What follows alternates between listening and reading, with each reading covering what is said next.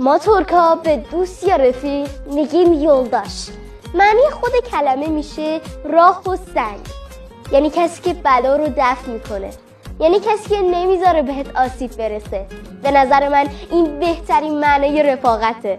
اونجا که شاعر میگه گل اگر خشک شود ساقه آن میماند، دوست اگر دور شود خاطرش میماند.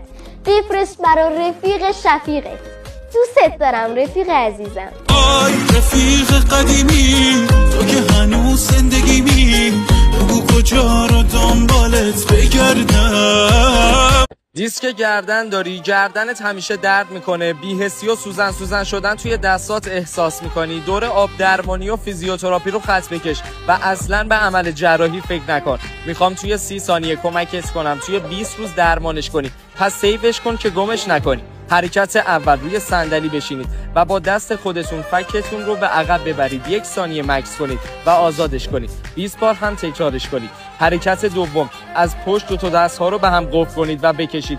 سر رو بالا بیارید و سقف خانه رو 7 ثانیه نگاه کنید و 20 بار تکرارش کنید. و حرکت آخر، کف یکی از دست‌ها رو به دیوار بذارید، دستتون صاف باشه و بدن رو 180 درجه بچرخونید و حواستون باشه دستتون رو از دیوار جدا نکنید.